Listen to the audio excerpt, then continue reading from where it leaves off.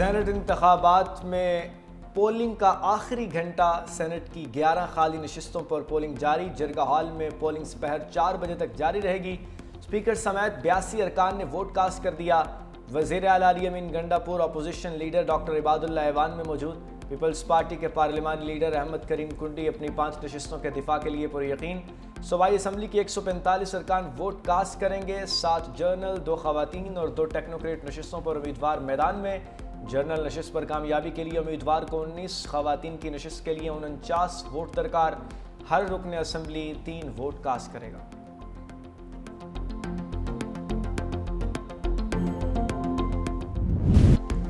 P T I کے ایک امیدوار کے دستبردار نہ ہونے کی وجہ سے بلا مقابلہ انتخاب نہ ہو سکا۔ پی ٹی آئی کے 5 ناراض امیدواروں میں سے 4 سینٹ انتخابات سے دستبردار ہو گئے۔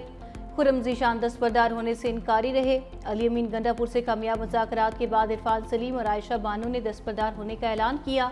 وقار اورکزئی اور ارشاد حسین پہلے ہی دستبردار ہو چکے تھے۔ عرفان سلیم کی ویڈیو ریکارڈ کراتے ہوئے آپ دیدہ ہو گئے۔ عائشہ بانو نے کہا، ہماری مزاحمت سیٹ کی لالچ کے لیے نہیں تھی، دستبردار نہ ہونے کا فیصلہ اصول پر تھا۔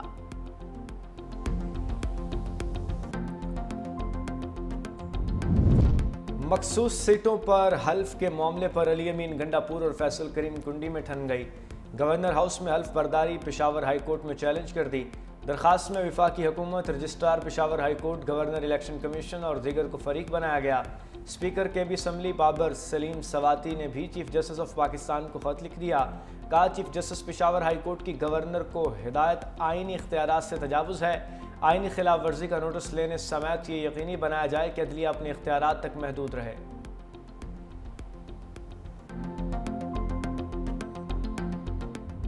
پنجاب اسمبلی میں سینٹ کی ایک نشست کے لیے پولنگ آخری مرحلے میں داخل۔ 300 سے زائد ارکان نے ووٹ کاسٹ کر لیا۔ نون لیگ کے حافظ عبدالکریم، پی ٹی آئی کے مہر عبدالستار امیدوار، خدیجہ صدیقی اور اعجاز منہاس آزاد امیدوار کے طور پر میدان میں موجود۔ کامیابی کے لیے 125 ووٹ درکار۔ حکومتی امیدوار کو 261 جبکہ اپوزیشن کو 108 ووٹوں کی حمایت حاصل۔ 9 بجے شروع ہونے والی پولنگ شام 4 بجے تک جاری رہے گی۔ پنجاب سے سینٹ کی نشست علامہ ساجد میر کے انتقال سے خالی ہوئی تھی۔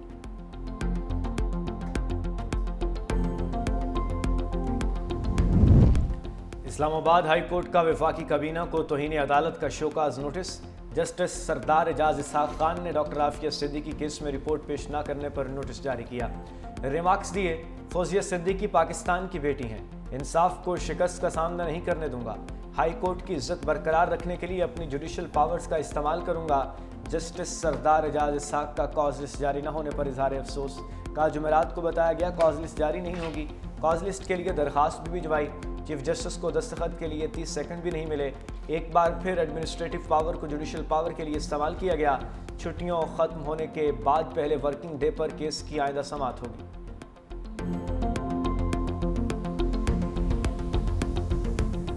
جسٹس بلوچستان ہائی کورٹ کا غیرت کے نام پر دوہرے قتل کا نوٹس۔ ایڈیشنل چیف سیکرٹری داخلہ اور آئی جی کو مکمل طلب کر لیا۔ جوڈیشل مجسٹریٹ کے حکم پر دگاری میں خاتون کی قبر کشائی۔ دوہرے قتل کا باقاعدہ مقدمہ بھی درج۔ پسند کی شادی پر جوڑے کے قتل میں ملوث 11 ملزمان کو گرفتار کر لیا گیا۔ ساتھکزئی قبیلے کے سربراہ سردار شیرباز ساتھکزئی بھی شامل۔ عدالت نے 2 روزہ جسمانی ریمانڈ دے دیا۔ وزیر اعلیٰ بلوچستان سرفراز بگٹی کا کہنا ہے، ریاست مظلوم کے ساتھ کھڑی ہے، تمام ملوث ملزمان کو کیفر کردار تک پہنچایا جائے گا۔ وزیر اعلیٰ کچھ دیر بعد اہم پریس کانفرنس بھی کریں گے۔ نائب وزیر اعظم اسحاق ڈار سرکاری دورے پر نیو یارک پہنچ گئے۔ اسحاق ڈار سلامتی کونسل اجلاس کی صدارت کریں گے۔ نائب وزیر اعظم مشرق وسطیٰ اور فلسطین سے متعلق سلامتی کونسل مباحثے کی صدارت بھی کریں گے۔ اسحاق ڈار کی اقوام متحدہ کے اعلیٰ حکام سے ملاقاتیں بھی متوقع۔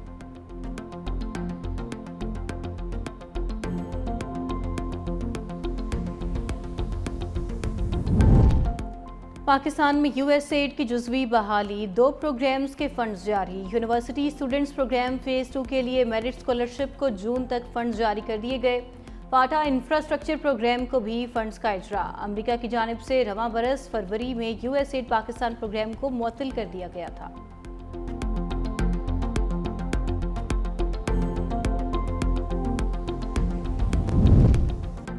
FIA کی جدید خطوط پر تنظیم نو کا فیصلہ، وزیر داخلہ محسن نقوی نے جامع پلان مانگ لیا۔ ادارے کو مزید فعال بنانے کے لیے قوانین اور رولز میں ضروری ترامیم پر فوری کام کا آغاز کرنے کی ہدایت۔ FIA میں منظور شدہ خالی اسامیوں پر فوری بھرتی، جدید ٹیکنالوجی اور مطلوبہ ہتھیاروں کی منظوری بھی دے دی۔ وفاقی وزیر کی FIA ہیڈ کوارٹرز میں شہداء کی یادگار پر حاضری، پھول رکھے اور فاتحہ خوانی کی۔ وفاقی وزیر سے ایرانی ہم منصب کا بھی رابطہ۔ پاکستان میں سیلاب سے ہونے والے جانی اور مالی نقصان پر اظہار افسوس۔ 26 جولائی کو ایرانی صدر کے دورہ پاکستان کے حوالے سے بھی گفتگو۔ محسن نقوی نے کہا ایرانی صدر کے دورہ اسلام آباد کے منتظر ہیں۔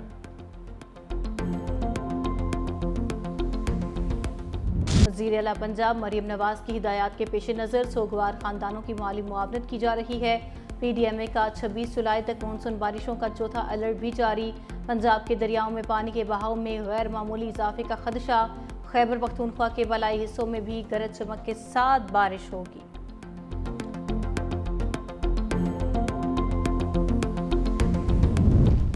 سرائے عالمگیر میں 2 واقعات کے دوران 3 نوجوان ڈوب کر جاں بحق۔ 2 نوجوان جگو ہیڈ کے مقام پر نہر میں ڈوبے۔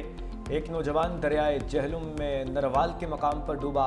نہر میں ڈوبنے والے 11 سالہ علی شان اور 27 سالہ عبد الجبار کی لاشیں ملکیں، 20 سالہ سلیمان کی تلاش جاری۔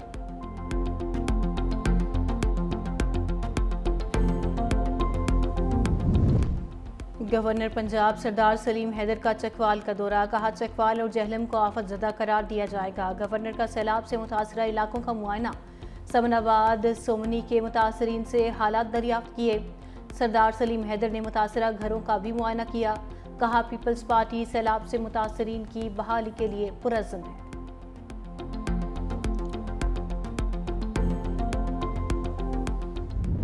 عمارتوں کی تعداد میں مسلسل اضافہ، اثر نو سروے کے دوران مزید مخدوش عمارتوں کی نشاندہی، تعداد بڑھ کر 125 ہو گئی۔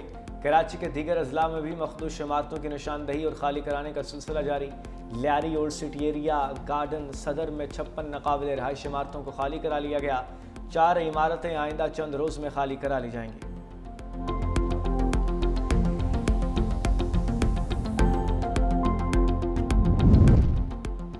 کراچی کی ہول سیل مارکیٹ میں چینی کی قیمت میں 5 روپے کمی، ہول سیل قیمت 179 روپے سے کم ہو کر 174 روپے فی کلو ہو گئی۔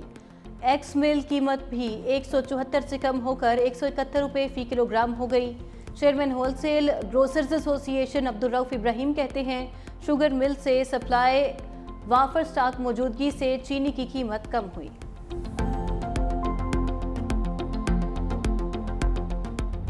ISPR سمر انٹرنشپ 2025 کا سفر کامیابی سے جاری، لیفٹیننٹ جنرل احمد شریف چودھری کی طلبہ سے خصوصی گفتگو۔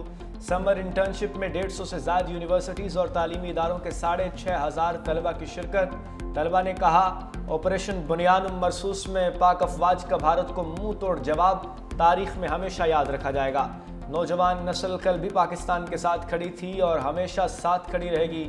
پاک افواج پر ہمیں فخر ہے اور ہمیں اپنی افواج سے کوئی جدا نہیں کر سکتا۔ ملک دشمن عناصر کی ناپاک کوشش کبھی کامیاب نہیں ہونے دیں گے۔